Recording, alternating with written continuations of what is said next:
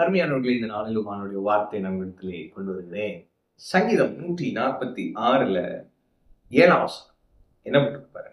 அவர் ஒடுக்கப்பட்டவர்களுக்கு நியாயம் செய்கிறார், பசியா இருக்கிறவர்களுக்கு ஆகாரம் கொடுக்கிறார், கட்டுண்டவர்களை கர்த்தர் விடுதலை ஆக்குகிறார். ஆமென். அப்ப இந்த நாளிலே ஆண்டவர் நமக்கு ஒரு 3 விஷயத்த சொல்றார். என்ன அப்படின்னா, ஃபர்ஸ்ட் ஒடுக்கப்பட்டவர்களுக்கு நியாயம் செய்கிற தேவன். ஆமென். இஸ்ரவேல் ஜனங்கள் பாருங்க, எகிப்தியரின் கைகளினாலே ஒடுக்கப்பட்டார்கள், சிறுமைப்படுத்தப்பட்டார்கள், ரொம்ப அப்படியே அப்ரஸ் பண்ணி வச்சிருந்தாங்க பாருங்க. அடிமைத்தனத்தினாலே அவர்கள் தங்கள் ஜீவனையும் கசப்பாக எண்ணினார்கள் என்று வசனம் சொல்லுகிறது. அப்படிப்பட்ட அவர்களை, இஸ்ரவேல் ஜனங்களை கர்த்தர் நியாயம் செய்து விடுதலையாக்கினார் இல்லையா? அவர்களுடைய கைகளில் இருந்து அவர்களை விடுதலையாக்கினார். ஒடுக்கப்பட்டவர்களுக்கு நியாயம் செய்கிற தேவன். ஒருவேளை அவங்க பாருங்களேன், அந்த 430 வருஷம் வெளியே வராங்க, நியாயம் செய்யறதுன்னா அதுதான். இருக்கிற வெள்ளியோடும் பொன்னோடும் எகிப்தியர்களை கொள்ளையிட்டு வந்தார்கள், நியாயம் செய்கிறதே. ஆமென்.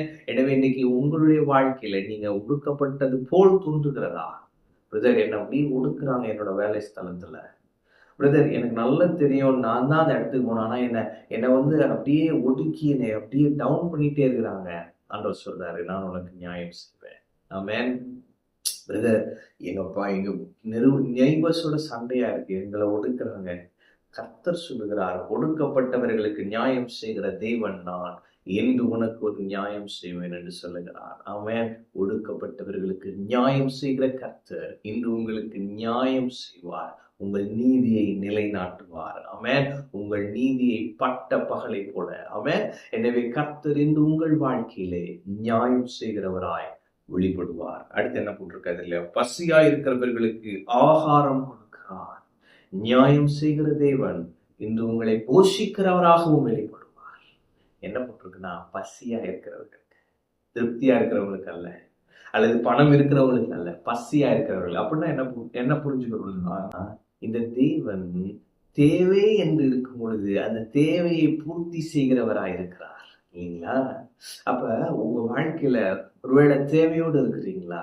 ஆண்டவர் சொல்றார், உன் தேவையை நான் திருப்தியாக்கி நிறைவாக்கி நடத்துகிற நல்ல தேவன் நான். உன் வாழ்க்கையில் இருக்கிற தேவைகளை நான் சரி செய்வேன், பூர்த்தி செய்வேன் என்று சொல்லுகிறார். ஆமென். அப்ப ஆகாரம் கொடுக்கிறவர் அப்படின்னா அவர் நம்மை போஷிக்கிற தேவனா இருக்கிறார். அவர் தான் நம்முடைய ஆதாரம் இல்லைங்களா?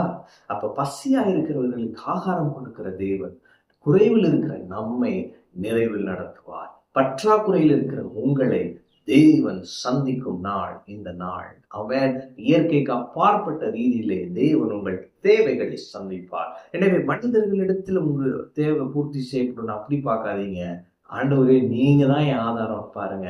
அவர் பல விதத்துல நம்மை போஷிக்க உண்மையுள்ள தேவன். அவன் அடுத்து என்ன போட்டிருக்கு பாருங்களேன், கட்டுண்டவர்களை கர்த்தர் விடுதலையாக்குகிறார்.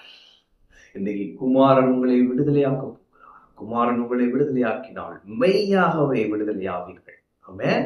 எனவே கர்த்தர் இன்று உங்களை விடுதலையாக்க போகிறார். எந்த கட்டும் உங்களை கட்டி வைக்க முடியாது. பிசாசு பாருங்க, தந்திரமா உங்களை சில காரியங்களிலே கட்டி வைத்திருக்கலாம். மொபைல் அடிக்ஷன்ஸ் அதெல்லாம் இன்னைக்கு ரொம்ப ரொம்ப சீரியஸான பிரச்சனையா போயிட்டு இருக்கு இல்லையா? அப்ப கர்த்தர் கட்டுண்டவர்களை விடுதலையாக்குகிறார். தேவன் உங்களை விடுதலையாக்குவார். இந்த நாளிலே ஒரு பெரிய விடுதலையை நீங்கள் அனுபவிப்பீர்கள்.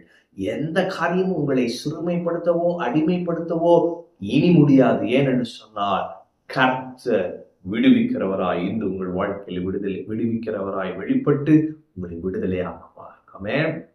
அப்ப தேவன் என்று உங்களுக்கு நியாயம் செய்வார். அதே தேவன் என்று உங்களை போஷித்து நடத்துவார். அதே தேவன் என்று உங்களை விடுதலையாக்குவார். ஏன் அப்படின்னா, அது முந்தின வருஷம் பாருங்க, கடைசி பகுதி போட்டிருக்கு, அவர் என்றென்றைக்கும் உண்மையை காக்கிற தேவன். இந்த தேவன் உண்மையுள்ள தேவன். தன்னுடைய உண்மையை காக்கிற தேவன், ஃபெய்த்ஃபுல்னஸ் அவர் காக்கிற தேவனாய் இருக்கிறார். அப்ப தேவனுடைய அந்த உண்மையை நீங்கள் அனுபவிக்க போகிறீர்கள். இந்த நாளிலே அவருடைய ஃபெய்த்ஃபுல்னஸ் நீங்க அனுபவிக்க போறீங்க. கர்த்தர் உங்களுக்கு நியாயம் செய்ய போகிறார். கர்த்தர் உங்களுக்கு அற்புதமாய் உங்கள் தேவைகளை சந்திக்க போகிறார். கர்த்தர் உங்களை விடுதலையாக போகிறார். அவருடைய உண்மையை இன்று நீங்கள் கொண்டாட போகிறீர்கள். ஆமென். கர்த்தர் உங்களோடு இருக்கிறார். கர்த்தர் உங்களை ஆசீர்வதிப்பார்.